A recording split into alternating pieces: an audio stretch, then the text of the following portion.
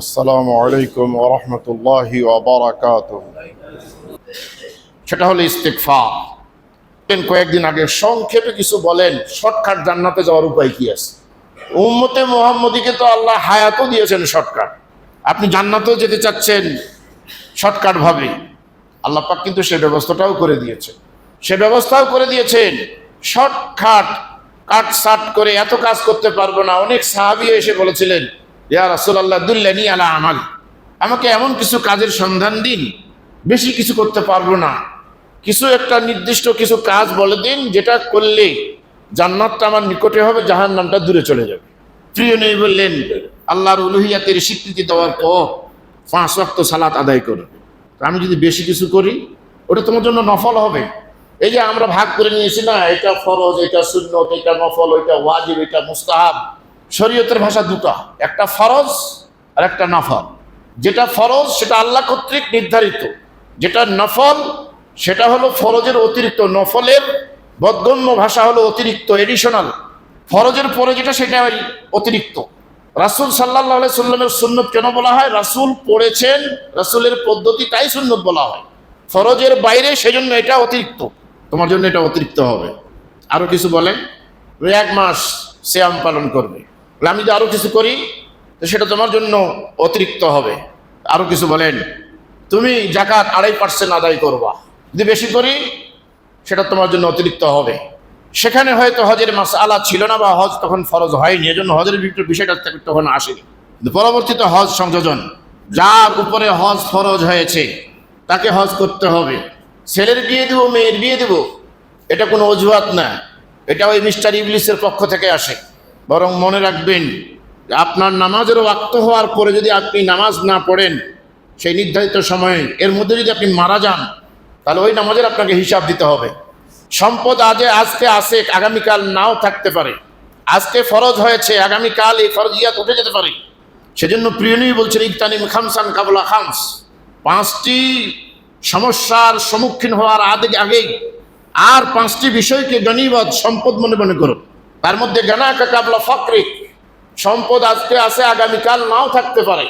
দারিদ্রতা আসার আগেই, সম্পদ শেষ হওয়ার আগেই সম্পদের সদ্ব্যবহার করে তুমি নিজকে ত্রুটিমুক্ত করো। সুতরাং হজ ফরজ হয়েছে আজকে, কালকে সম্পদ নাও থাকতে পারে, কিন্তু ফরজ হওয়ার পরে আদায় করলেন না, আল্লাহর কাছে জবাব দিতে হবে। এজন্য প্রিয় নবী বললেন হজ, পরবর্তীতে যদি তুমি বেশি করো নফল। ওই লোকটি চলে যাচ্ছে আর বিড়বিড় করে বলছে, আল্লাহ, আল্লাহর শপথ করে বলছি, লা আজিদু হাযা ওয়া লা আনকুসু হাযা, আপনি যা বললেন এর থেকে আমি বেশিও করব না, কমও করব না। ওই 5 ওয়াক্ত নামাজ, 1 মাস রোজা, ওই 2.5% যাকাত, আর সম্ভব হলে হজ ফরজ হলে একবার হজ, বলে লোকটা চলে যাচ্ছে। প্রিয় নবী বললেন, সাহাবীরা, তোমরা কি কেউ জীবিত জান্নাতি দেখতে চাও? বলে, অবশ্যই হুজুর, যদি দেখান তো ভালোই হয়। ওই লোকটা জান্নাত, বেশিও করব না, কমও করবো না, শর্টকাট 5 ওয়াক্ত নামাজ। তা আমরা তো এখন আরো শর্টকাট করে ফেলেছি, মন চালে পড়লাম, না চালে পড়লাম না। রমজান মাস আসলো, আজানের আগেই মসজিদ ভর্তি। রমজান চলে গেছে, মুসল্লি এখন খুঁজে বেড়াতে হচ্ছে। অনেকেরই ধারণা রমজান মাসে এত ইবাদত করলাম, একটা রাত তো 1000 বছরের ইবাদত হয়ে গেছে, আর 83 বছরের ইবাদত না করলে তো 83 বছরের ইবাদতের সওয়াব আমি পেয়ে গেছি। নাউযুবিল্লাহ। ব্রাদার মিল্লাত, খুব ছোট্ট কোথায় আমাদের সুখ শান্তি কোথায় নিহিত আছে? অশান্তি, অত্যাচার, নির্যাতন, এগুলির দাবানলে আমি তো দিশেহারা, নিষ্পেষিত। কিন্তু এগুলি থেকে মুক্তির কোনো উপায় কি আছে?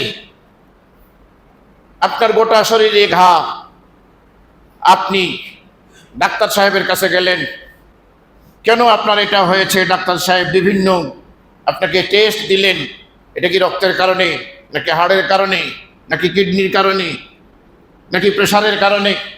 সব টেস্ট করে আপনার রোগটা নির্ণয় করছে। তো ডাক্তার সাহেব আপনাকে সুন্দর একটা দিক নির্দেশনা দিতে পারবেন। আপনি যে অশান্তিতে ভুগছেন, আপনি যে অনেক সময় হতাশায় ভুগছেন, বিপদ আপনাকে আমাকে যে ধাও করে তাড়িয়ে বেড়াচ্ছে। আমি নিজেই ব্যক্তিগত, আমি আমাকে দিয়ে বলছি, এই 2 মাসের মধ্যে বড় বড় বড় বড় বিপদের সম্মুখীন হয়েছে। ওই যে 3 জন সাহাবীর কথা মনে পড়ে। 3 জন সাহাবী রাস্তা দিয়ে চলতে চলতে আকস্মিকভাবে আবহাওয়া পরিবর্তন হওয়ার কারণে, প্রতিকূল হওয়ার কারণে ঝড়ের মধ্যে তারা একটা গর্তে আশ্রয় নিয়েছিল। কিন্তু বিপদ যখন আসে, একটা বিপদ আরেকটা বিপদকে ডেকে নিয়ে আসে। যেমনি গর্তে প্রবেশ করেছে, অমনি একটা ঝড়ে আরেকটা পাথর এসে তাদের গর্তের মুখের দরজাটা বন্ধ করে দিয়েছে, আর বের হতে পারে না। 3 জন, হাদিস বুখারী এবং মুসলিম। সেই সময় আল্লাহ পাকের নির্দেশ, বিপদে পড়েছ, অবতাগু ইলাইহিল ওয়াসিলা, ওসিলা তালাশ করো। ওসিলা মানে নেক আমল। নেক আমল, তুমি নেক আমলটা খুঁজো, যার ওসিলায় তুমি আল্লাহর কাছে প্রার্থনা করতে পারবা। আর সেই ওসিলার কারণেই আল্লাহ আপনার প্রার্থনা মঞ্জুর করে আপনাকে মুক্ত করে দেবে। তারা 3 জন তাদের জীবনের বড় বড় অপরাধের কথা আল্লাহর কাছে তুলে ধরল। আল্লাহ, এই পাপগুলির থেকে আমরা একদম মুখামুখি জাহান্নামের সন্নিকটে চলে গেছিলাম, কিন্তু তোমার ভয়ে আমরা সেখান থেকে মুখ ফিরিয়ে নিয়েছিলাম। সেই মুহূর্তে আল্লাহ, কাজটি কি তোমার কাছে গ্রহণযোগ্য নয়? যদি হয়ে থাকে এর বিনিময়ে মুক্ত করো আল্লাহ। সঙ্গে সঙ্গে পাথর সরে গেল। নেক আমল, আমি এখানে বিজ্ঞান ভিত্তিক কোনো কথা আপনাদেরকে বলতে পারবো না, দেশের কোনো এক্সাম্পল এনে দিতে পারবো না। জাস্ট একটা মোল্লা, জাস্ট একটা ধর্মীয় দায়ী, সেই দৃষ্টিকোণ থেকে শান্তি খুঁজে পাওয়া যায় কি না, এবং যত পারি সৎ আমলের মধ্যে নিয়ে আসা। কোরআনুল কারীমের সূরা আনফাল আয়াত নম্বর 33 পেশ করেছি খুতবার শুরুতে। আল্লাহ পাক বলছেন, ওয়ামা কানাল্লাহু লিউআযিবাহুম ওয়া আনতা ফীহিম। নবী, যতক্ষণ আপনি যে সম্প্রদায়ে, যে কওমে, যেখানে অবস্থান করছেন, যাদের সাথে আপনি আছেন, আপনি থাকার কারণে আমি সেই সম্প্রদায়কে, সেই কওমকে ধ্বংস করে দিব না, তাদের উপর আযাব দিব না, তাদের উপরে শাস্তি দিব না। কারণ আপনার একটা মর্যাদা আছে, আপনার একটা সম্মান আছে, আপনি নবী। আমি আল্লাহ পাক ঘোষণা দিয়েছি, আমার নবীর কোনো অপরাধ ধরা হবে না, তার সব অপরাধ আমি আল্লাহ মাফ করে দিয়েছি। আমি আমার নবীকে সাইয়্যিদুল মুরসালিন করেছি। কিয়ামতের ময়দানে অনেক নবী আম্বিয়া থাকবেন, হযরত আদম থেকে হযরত ঈসা রুহুল্লাহ পর্যন্ত। কে আপনার আমার জন্য একটু চিন্তা করবেন না। যে পীর সাহেবকে আজকে ফাঁসি দিচ্ছেন, যার মাজারে গিয়ে লাল গিলাপ পরিয়ে দিচ্ছেন, যার মাজারে সিন্নি পেশ করছেন, লক্ষ লক্ষ টাকা যেখানে দিচ্ছেন, যার পাগড়ির স্পর্শে জাহান্নাম পেরিয়ে জান্নাতে যাওয়ার বৃথা স্বপ্ন দেখছেন, সেই পীর সাহেবকে কিয়ামতের মাঠে খুঁজে পাওয়া যাবে। আপনার পীর থেকে হযরত আদম অনেক উপরে, আপনার পীর থেকে হযরত ইব্রাহিম অনেক উপরে, আপনার পীর থেকে হযরত দাউদ অনেক উপরে, আপনার পীর থেকে হযরত সুলাইমান অনেক উপরে, আপনার পীর সাহেব থেকে হযরত মুসা আরো উপরে। সকল নবী কিয়ামতের মাঠে বলবেন, লাস্তু হুনাকুম, পারবো না আল্লাহর কাছে। কে পারবেন? ওই যে প্রত্যেক ওয়াক্তেই পড়েন। বিশ্বনবী বললেন, যারা ফরজ নামাজের পরে প্রতি ওয়াক্তে শর্টকাট জান্নাত যাওয়ার পথ দেখিয়ে দিয়েছেন। ফরজ নামাজের প্রতি ওয়াক্তে আয়াতুল কুরসি পাঠ করবে, তার জান্নাতে যেতে বাধা হলো মৃত্যু। ওই মৃত্যুর জান্নাতের সনদে আল্লাহ পাক বলছেন, মান যাল্লাযী ইয়াশফাউ ইনদাহু ইল্লা বিইযনিহি। আল্লাহর কাছে সুপারিশ, আল্লাহর কাছে কথা বলবেন কে? আপনার আমার জন্য আল্লাহ যাকে অনুমতি দিবেন, আর তিনি হলেন বিশ্বনবী মুহাম্মদ সাল্লাল্লাহু আলাইহি সাল্লাম, আর কেউ না। আর কেউ আপনার আমার জন্য মুখ খুলবে না, সাহস পাবে না। বিশ্বনবী যেখানে থাকবেন, যেই স্থানে থাকবেন, যাদের সাথে থাকবেন, যে কওমে অবস্থান করবেন, আল্লাহ পাক ওয়াদা করছেন তাদের শাস্তি হবে না, তাদেরকে আযাব দেব না। কারণ আমাদের কাছে তো নবী নেই, আছে? রানীবাজারে আসেনি? ঢাকায় গেলে পাবেন না মক্কা মদিনায় গেলে পাবেন? নবী তো নেই। আপনার আমার অবস্থাটা কি? আমাদের উপরে তাহলে কি আযাব গজব আসবে? আমাদের কি নাজাত নিশ্চিতির পথ নেই? এবার দ্বিতীয় অংশে আল্লাহ বলছেন সূরা আনফাল, ওয়ামা কানাল্লাহু মুআযযিবাহুম ওয়া হুম ইস্তাগফিরুন। তাকে শাস্তি দেব না, তাকে আযাব দেব না, তাকে বিপদে ফেলবো না, যে সদা সর্বদা ইস্তিগফারের মাধ্যমে থাকবে, ক্ষমা চাইবে সর্বদা। তওবা হলো প্রত্যাবর্তন, ইস্তিগফার হলো ক্ষমা চাওয়া। আস্তাগফিরুল্লাহ, যার সংক্ষেপ শব্দ হলো, বাক্য হলো আস্তাগফিরুল্লাহ। আল্লাহ তুমি মাফ করে দাও, ক্ষমা করে দাও। এখন আপনি বলবেন পাপ করব তারপর না আস্তাগফিরুল্লাহ পড়বো নাকি? এটাই তো আমাদের চিন্তা চেতনা। একটু আগে কিন্তু বলেছি আমি যে বিশ্ব নবীর সকল অপরাধ 26 পারা সূরা ফাতিহা 2 নম্বর আয়াত, লিয়াগফিরা লাকাল্লাহু মা তাকাদ্দামা মিন যামবিক ওয়া মা তাআখার। নবী আপনার অতীতের ভবিষ্যতের সকল প্রকারের অপরাধ আমি আল্লাহ ডিলিট করে দিয়েছি, মুছে দিয়েছি, কোনো আসার নেই, প্রভাব নেই, শেষ করে দিয়েছে। আপনাকে জিজ্ঞাসিত হতে হবে না। যেই নবীকে স্বয়ং নিষ্পাপ ঘোষণা করলেন আল্লাহ, সেই নবী আস্তাগফিরুল্লাহ কতবার পড়তেন? প্রিয় নবী বলছেন যেদিন কম করে পড়তাম সেদিন ৭০ বার পড়তাম। হিসাব করেন তো, ৭০ বার বেশি না কম?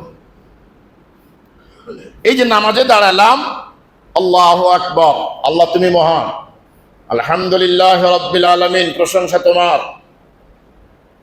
আত্তাহিয়াতু লিল্লাহি ওয়াস সালাওয়াত, তার আগে আল্লাহুম্মা গফিরলি, আল্লাহ মাফ করে দাও, ক্ষমা করে দাও, এই নিয়েই তো ছিলাম। আসসালামু আলাইকুম ওয়া রাহমাতুল্লাহ, আসসালামু আলাইকুম ওয়া রাহমাতুল্লাহ। কি বললেন? আস্তাগফিরুল্লাহ, আস্তাগফিরুল্লাহ, আস্তাগফিরুল্লাহ। কয়বার? অনেকের মত আগে একবার আল্লাহু আকবার, আল্লাহু আকবার একবার, আস্তাগফিরুল্লাহ 3 বার। আমি তো নামাজে এসে ভালোই কাজ করলাম, এখানে কোনো খারাপ চিন্তা ছিল না, কাউকে ক্ষতি করি নাই, কোনো পাপ করি নাই। সালাম ফিরিয়ে আস্তাগফিরুল্লাহ কেন? আল্লাহ মাফ করে দাও, ক্ষমা করে দাও। একটা দিক, আগে বাস্তবে আসি। আপনার খুব ঘনিষ্ঠজন আপনার বাসায় এসেছেন, আপনি অ্যালার্ট, তাকে খুশি করার জন্যে কত রকমের বাজার করলেন, আর কত আইটেম দিয়ে রান্না করলেন, আর কত সুন্দর যত্ন সহকারে পরিবেশন করলেন, তুলে তুলে খাওয়ালেন, জোর করলেন, মাঝে মধ্যে জিজ্ঞাসা করলেন। এরপরে এত খাওয়ানোর পরে বিদায় দেওয়ার সময় 2টা হাত জড়ো করে বলছেন, ভাইজান আপনার শরীর, আপনার ভাবির শরীরটা কিন্তু ভালো না, বা রান্নাটা খুব সুবিধাজনক হয়নি, হয়তো আপনি হয়তো খেতে কষ্ট পেয়েছেন, আমাদের কোনো ত্রুটি হলে মাফ করে দিবেন, ক্ষমা করে দিবেন। এত কিছু করার পরেও আপনি নত হয়ে তার কাছে মাফ চাচ্ছেন, তাই না? সেই ভদ্রলোক বলছে, না ভাই, আল্লাহ আপনাকে বরকত দান করুক, তাই না? খেতে জানলে দোয়াও করতে জানতে হয়। এই জন্য তো হুজুরদের দাওয়াত বেশি হয়, আপনাদের কম হয়। কারণ হুজুররা খায়, খাওয়ার পরে দোয়া করে, আর আপনি খান, খাওয়ার পরে বলেন লবণ হয়নি। হুজুর খেয়ে কি বলে? আলহামদুলিল্লাহ, আল্লাহুম্মা আতি'মান আত'আমানি, আল্লাহ যিনি আমাকে খাওয়াইলেন তুমি তাকে খাওয়াইও আল্লাহ, যিনি আমাকে পান করালেন তুমি তাকে পান করায়ও আল্লাহ। এটা দোয়া করতে হবে, খালি খাইলে হবে না। তো এত করে খাওয়ানোর পরেও তার কাছে আপনি করজোড়ে মাফ চাচ্ছেন। ঠিক ইবাদত করার কথা ছিল কিভাবে জানেন? আন তা'বুদাল্লাহ কাআন্নাকা তারা ফাইন লাম তাকুন তারা ফাইন্নাহু ইয়ারাক। এমনি ভাবে ইবাদত করব যে আল্লাহ আমাকে দেখছেন। আলহামদুলিল্লাহি রাব্বিল আলামিন, ইয়াকা না'বুদু ওয়া ইয়াকা নাস্তাঈন, কা প্রেজেন্ট, আল্লাহকে হাজির নাজির জেনে বলছি, আল্লাহ তোমার ইবাদত করছি, তোমার কাছে সাহায্য চাচ্ছি। মানে আল্লাহ আর আমার মধ্যে কোনো দূরত্ব নেই, একদম খুব নিকটে। আল্লাহ আমাকে দেখছেন। ইমান যদি ঘুণে ধরা হয়, 2 নম্বরে ইমান হয়, তাহলে 2 নম্বরে ইমান অন্তত এতটুকু করবে, আল্লাহকে দেখতে পাচ্ছি না, তাহলে এইটুকুন মনে করবে 2 নম্বর ইমানদার, ফাইন্নাহু ইয়ারাক, আল্লাহ আমাকে দেখছে। এখন বলেন, এভাবে কয়জন নামাজ পড়ি? কয়জন পড়ি? ওইভাবে তো নামাজ হলো না। সেজন্য বলছে আল্লাহ মাফ করে দিও, ক্ষমা করে দিও, যা ছিল আল্লাহ যতটুকুন পেরেছি এইভাবে, এর থেকে আল্লাহ তুমি মাফ করে দাও, ক্ষমা করে দাও। আস্তাগফিরুল্লাহ, এটা একটা কারণ। আরেকটা কারণ, আস্তাগফিরুল্লাহ এটা শুধু ক্ষমা চাওয়ার জন্য না। ক্ষমা চাওয়ার জন্য হলে প্রিয় নবী কার কি জন্য ক্ষমা চাইবেন? তার তো পাপ নেই। হযরত আয়েশার ঘরে একদিন রাসূলের অবস্থানের ডিউটি, মা আয়েশা গভীর রাত্রিতে তাকিয়ে দেখছেন প্রিয় নবী বিছানায় নেই। কোথায় গেলেন? হন্য হয়ে সব স্ত্রীদের ঘরে খুঁজলেন, নেই। অবশেষে চিন্তা করলেন গেল কোথায়, পাওয়া যাবে এক জায়গায়, মদিনার মসজিদের পিলারের পাশে দাঁড়িয়ে রাহমাতুল্লিল আলামিন নামাজ পড়ছে, চোখ দিয়ে পানি ঝরছে, দাড়ি ভিজে যাচ্ছে, অঝর নয়নে কাঁদছে। কান্নার এমনি ভাবে কান্না শুরু হয়েছে, কান্না আর থামে না। মা আয়েশা দাঁড়িয়ে দাঁড়িয়ে দেখছেন। বিছানায় গেলেন। এখন যেটা রিয়াজুল জান্নাহ, পাশে তো নবীর কবর, আর সেটাই মা আয়েশার ঘর। এবার মা আয়েশা প্রিয় নবীর কাছে গিয়ে বলছেন, ইয়া রাসূলুল্লাহ, আপনার জীবনে সব অপরাধ তো মাফ, কেন কাঁদছেন তাহলে? কেন এত ইস্তেগফার করছেন?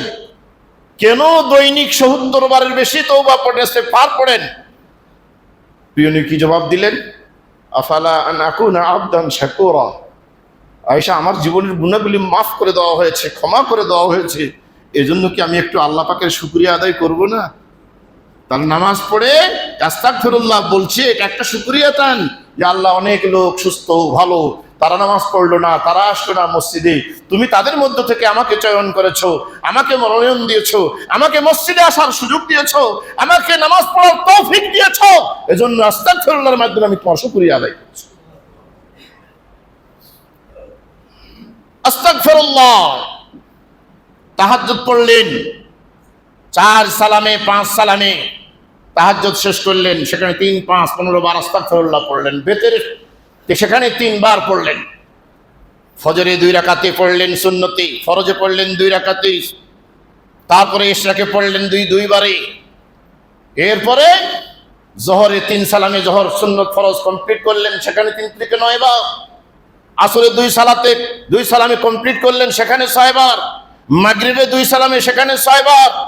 এশাতে 2 সালামে, সেখানে 6 বার। এবার হিসাব করে কম পক্ষে, তারপরে অনেকে তোর অনেক আছে। এরপরে যাদেরকে আল্লাহ ভালোবাসেন, পড়ার তৌফিক দেন, সূরা হুদ পড়বেন। আমি শুধু কোটেশন দিয়ে গেলাম। আপনার মনে অশান্তি, আপনার দুশ্চিন্তা, আপনি মামলায় পড়েছেন, আপনার ভিতরে শান্তি আসছে না, সবাই বলে হুজুর একটু দোয়া দেন, দোয়া শিখিয়ে দেন। কোন দোয়া শিখাবো? আপনি কি পড়তে পারবেন? বিপদে পড়লে আল্লাহুম্মা ফারিজাল হাম্মি কাশিফাল গাম্মি মুজিব দাওয়াতিল মুস্তারিন রাহমানাদ দুনিয়া ওয়াল আখিরা রাহিমাহুমা আনতা তারহামনা ফারহামনা রাহমাতান তুবনা বিহা রাহমাতিন মিন সাওয়াক। হুজুর, আপনারা মাদ্রাসায় পড়েছেন তো, আপনারা খুব মুখস্থ করে রেখেছেন। আমরা তো মাদ্রাসায় পড়ে নেই, কখন মুখস্থ করবো? পারবো না এত বড় দোয়া পড়তে। আগেই তো সারেন্ডার করছেন, এত বড় দোয়া তো পড়তে পারবো না। কত সহজ করে দিয়েছেন আল্লাহ পাক, কত শর্টকাট করে দিয়েছেন, অতগুলা পারবে না। তুমি আস্তাগফিরুল্লাহর আমল করো, আস্তাগফিরুল্লাহ পড়ো, আল্লাহ তোমার বিপদ আপদ বালা মুসিবত দূর করে দিবেন। কোথায় আছে? ওই যে সূরা আনফালের 33 নম্বর আয়াতে, ওমা কানাল্লাহু মুআযযিবাহুম ওয়া হুম ইস্তাগফিরুন। যারা ইস্তেগফার পড়বে, তওবা, আস্তাগফিরুল্লাহ পড়বে, বেশি বেশি পড়বে। আস্তাগফিরুল্লাহ পড়তে ফরজ গোসল লাগবে না, আস্তাগফিরুল্লাহ পড়তে মসজিদ লাগবে না, আস্তাগফিরুল্লাহ পড়ার জন্য গোটা শরীর কাপড় দিয়ে আবৃত করতে হবে না। আস্তাগফিরুল্লাহ পড়তে ঋতু থেকে পবিত্র হব তারপরে পড়বো এই অবস্থা নয়। ঋতু অবস্থাতেই পড়তে পারবেন, নেফাস অবস্থাতেই পড়তে পারবেন। টয়লেট থেকে বের হয়ে এসেছেন, উজু করেন নাই, আপনি আস্তাগফিরুল্লাহ পড়বেন। পড়েনও তো, ওই যে বড় দোয়া মুখস্থ নাই, টয়লেট থেকে বেরিয়ে এসে কি পড়েন? ছোট দোয়া, গুফরানাকা। তেমন কি গুফরানাকা, ক্ষমা করে দাও, তোমার কাছে ক্ষমা চাচ্ছি। তো বিনা উজুতেই তো পড়লেন, নাকি উজু করে ঢুকেছিলেন তারপরে বেউজু হয়ে এরপর দোয়া করলেন? বিনা উজুতেই তো পড়েছেন। আস্তাগফিরুল্লাহর জন্য 3 সময়ে নামাজ পড়া নিষিদ্ধ, পড়লে গুনাহ হবে। সূর্য উঠলে, উঠার সময়, সূর্য ডুবার সময়, সূর্য মাথার উপরে, এই 3 সময় নামাজ পড়লে গুনাহ হবে, অপরাধ হবে। কিন্তু এই 3 সময় আস্তাগফিরুল্লাহ পড়তে নিষেধ নেই। 5 দিন রোজা রাখলে অপরাধ হবে। এই বেশি সুফি যারা, মন দিয়ে শুনেন, 5 দিন রোজা রাখলে গুনাহ হবে। ঈদুল ফিতরের দিন, ঈদুল আজহার দিন, ঈদুল আজহার পরবর্তী 3 দিন, এই 5 দিন রোজা রাখলে গুনাহ হবে। কিন্তু আস্তাগফিরুল্লাহ পড়তে নিষেধ নাই। নামাজ নিষেধ, একটা সময় আছে, রোজা নিষেধ, সময় আছে, কিন্তু আস্তাগফিরুল্লাহ শুধু টয়লেটে যখন বসবেন তখন না, তখন না। কিন্তু মন তো কোনো সময়, প্রকৃত মুমিনের হৃদয় কিন্তু আল্লাহর হাম থেকে, আল্লাহর তাকবীর থেকে, আল্লাহর তাসবিহ থেকে, ইস্তিগফার থেকে হৃদয় কখনো খালি থাকে না। সব সময় হৃদয়ে জেগেই থাকে আস্তাগফিরুল্লাহ, লা ইলাহা ইল্লাল্লাহ, আল্লাহু আকবার, ওয়ালিল্লাহিল হামদ। এবার আসুন কোরআনে আগে একটু যাই। মানুষ পাপ করার পরেও তাকে উত্তম বলা হয়েছে। খায় উত্তম পাপী, পাপীদের ভিতরে উত্তম হয়। আবার নেকি করার পরেও, নেকির কাজ করার পরেও সে পাপী হয়। পাপীর পাপ করার পরে সে ভালো হয়, আর নেকি করার পরেও সে খারাপ হয়। কেমন কেমন? দান করলেন আর বসে বসে গল্প মারলেন, চায়ের স্টিলে বসে, অমুক থেকে যাই দিলাম মসজিদে 10,000 ইট, ওই মসজিদে দিলাম 10 ব্যাগ সিমেন্ট, আর কাকে একটু কবে 1 কেজি গোস্ত দিয়েছেন, বা একটু গাড়িতে তুলে নিয়ে গেছিলেন, তাকে আজকে ডাকলেন শুনলো না, তাকে পট করে বললেন ভুলে গেলা, সেদিন কিন্তু তোমাকে এইটা দিয়েছিলাম, তুলনা দিলেন। বিশ্বনবী বলেছেন, আল মান্নান বিমা আতা, মানুষের উপকার করে যে খোটা দিল, তার ইবাদত বন্দেগী নষ্ট হয়ে গেল। আল্লাহ তার দিকে কিয়ামতের ময়দানে তাকাবেন না। মানুষের উপকার করে খোটা দিয়েছে, তাহলে আপনি নেকি করে পাপ করলেন। আর পাপ করার পরেও আল্লাহর কাছে প্রিয় হওয়া যায়। হাদিস, কুল্লু বনি আদমা খাত্তা, প্রত্যেকটা মানুষ পাপী। মানুষ যে সেই পাপী, কিয়ামতের মাঠে হযরত আদম বলবেন, সন্তানেরা লাস্তু হুনাকুম, আমি পারবো না। কেন? আমি নিজেই অপরাধী। আল্লাহ জান্নাত দিয়েছিলেন, বলেছিলেন গাছের ফল খেও না। খাওয়া তো দূরের কথা, যাওয়া তো দূরের কথা, গাছের ফল খেয়ে ফেলেছে। জান্নাত থেকে আল্লাহ বের করে দিয়েছেন। আজকে যদি আল্লাহ জিজ্ঞাসা করেন, আমার জবাব নেই। হযরত মূসা, তিনি বলবেন, 1 থাপ্পড়ে কিপ্তিকে মেরে দিয়েছি। আমি নিজেকে নিয়ে অপরাধী, আমি পারবো না সুপারিশ করতে। হযরত ঈসা বলবেন, 1 শ্রেণীর মানুষ আমাকে আল্লাহ পুত্র বলে। প্রতিটি মানুষ পাপী। হযরত ইব্রাহিম, যাকে উসওয়া হাসানা বলা হয়েছে, হযরত মুসার কোনো বিধান আমরা এখন মানি না, বা আমাদের উপরে সে দায়িত্ব দেওয়া হয়নি। হযরত দাউদ সুলাইমানের কোনো বিধান আমাদের উপরে দেওয়া হয়নি, কিন্তু হযরত ইব্রাহিমের বিধান এখনো আমাদের প্রতি বলবৎ আছে। সে আর ইব্রাহিম বলা হয়, হজ তো সম্পূর্ণ হযরত ইব্রাহিমকে অনুকরণ করে। হাতের পায়ের কনিগুলি কাটি হযরত ইব্রাহিম, দাড়ি রেখে লম্বা করেছি হযরত ইব্রাহিম, হাতে লাঠি হযরত ইব্রাহিম, মুসলমান এই যে খাতনা দেওয়া হযরত ইব্রাহিম। সে আর ইব্রাহিম বলা হয় বলি, সেই ইব্রাহিম আলাইহিস সালাম কত বড় উন্নত চরিত্রের অধিকারী। ইন্নাহু কানা সিদ্দীকান নবিয়্যা, সত্যবাদী নবী আমার ইব্রাহিম। সেই ইব্রাহিম বলবেন, বাবা দুনিয়ায় 3টা মিথ্যা কথা বলেছি, আসলে সেগুলো মিথ্যা নয়। ওই যে আপনি আমি অনেক সময় কৌশলে মিথ্যা বলবো না, কিন্তু হিকমত খাটায় বলে, খুব কৌশল করে বলে।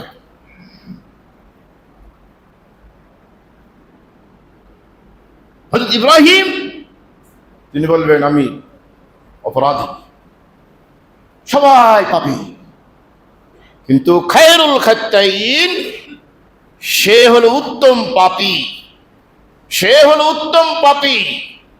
অপরাধ করার পরে আস্তাগফিরুল্লাহ পড়ে, ক্ষমা চায়, আল্লাহর কাছে ফিরে আসে, আল্লাহ তখন খুশি হয়ে যান। কত খুশি হন! হাদিসে আল্লাহ পাক বলছেন, হাদিস এখন রাখি, কোরআনের একটাই দিয়ে ছেড়ে দিই। সূরা ফুরকান 19 পারা, আল্লাহ এখানে বলছেন বান্দা যদি ইস্তেগফার পড়ে ক্ষমা চায় এই উদ্দেশ্যে যে আল্লাহ ভুলবশত হয়ে গেছে, আর করবো না, তুমি মাফ করে দাও, আল্লাহ বলছেন মাফ তো করবই। ইউবাদদিলুল্লাহু সাইয়্যাতিহুমুল হাসানাত, তার জীবনের পাপগুলিকে আমি আল্লাহ সওয়াবের দ্বারা পরিবর্তন করে দেব। এখন যেটা বলছিলাম, আপনি বিপদে পড়েছেন বা বিপদ মুক্ত জীবন যাপন করতে চান, এই সংক্ষিপ্ত মেডিসিন। হাসান বসরি বসে আছেন, একজন এসে বললেন, হাসান বসরি আমার ছেলে পেলে নেই, নিঃসন্তান। মনে করেছেন যে এতে আবার কি আছে, যার 5 বছর 10 বছর দাম্পত্য জীবন হয়েছে, ছেলে মেয়ে নাই, তাকে জিজ্ঞাসা করে দেখেন তার অবস্থাটা কি। আপনার 3-4টা আপনাকে ডিস্টার্ব করছে, তো একটা বলছে স্কুলের বেতন দাও, একটা বলছে ওই পিকনিকে যাব তার টাকা দাও, আরেকটা বলছে যে আমাকে এই ভালো ড্রেস দাও। আপনি অস্থির হয়ে বলছেন যে এতগুলো ছেলে পেলে হয়ে আমার একদম অস্থির হয়ে গেলাম, তাই তো? কিন্তু যার নাই তাকে জিজ্ঞাসা করে দেখেন। উনি বললেন আমার একটা ল্যাংড়া কানা খড়া প্রতিবন্ধী হইলেও ভালো, এটা হইলেই হতো। হাসান বসরি কে বলা হচ্ছে আমার সন্তান সন্ততি নেই, একটু মেডিসিন দেন, দোয়া করেন। এই সংক্ষিপ্ত মেডিসিন দেন, তুমি আস্তাগফিরুল্লাহ। আর একজন বলছেন বৃষ্টি হচ্ছে না, অনাবৃষ্টি। হাসান বসরি তাকে বলছেন তুমিও আস্তাগফিরুল্লাহ পড়ো। এই দুজন চলে গেল, আরেকজন আসলেন, হাসান বসরি আমার সম্পদ নাই, গরিব, হয় না, যেটাতে হাত দিই সেটাতে লস, নষ্ট, কিছু একটা দেন, তুমি আস্তাগফিরুল্লাহ পড়ো। আর একজন, আল্লাহ যেন আমাকে পুকুর ভরা মাছ দিয়ে দেয়, খাল বিল দিয়ে দেয়। হাসান বসরি বললেন তুমি আস্তাগফিরুল্লাহ পড়ো। তো আমাদের মতো কিছু তো থাকেই প্রশ্নকারী, ডাইনে বামে।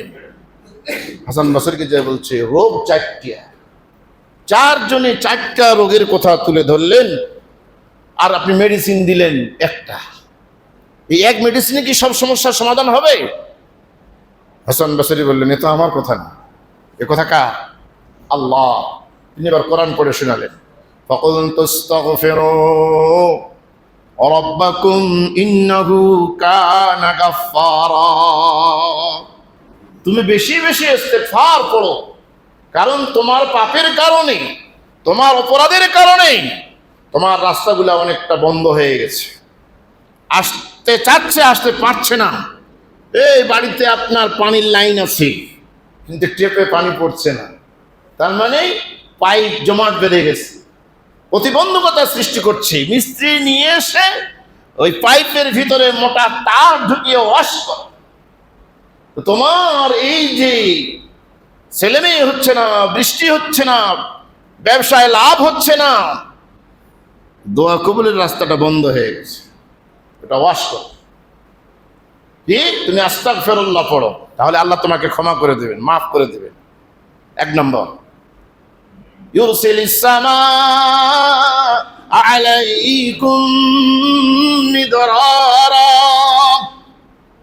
তোমার ইস্তিগফার যদি খাঁটি অন্তরে হয়, তাহলে মুষল ধারায় আল্লাহ তোমার প্রতি রহমতের বৃষ্টি দান করবেন। সূরা নূর 29 পারা, জয়ীফ হাদিস না, যালিকাল কিতাব লা রাইবা ফীহ, যে কোরআনে কোনো সন্দেহ নেই, কোনো ত্রুটি নেই, সেই কোরআন থেকে বলছে তোমার উপর রহমতের বৃষ্টি হবে। ওয়ায়ুমদিদুকুম বিআমওয়ালিন ওয়া বানিন, ويجعل لكم جنات ويجعل لكم أنهارا।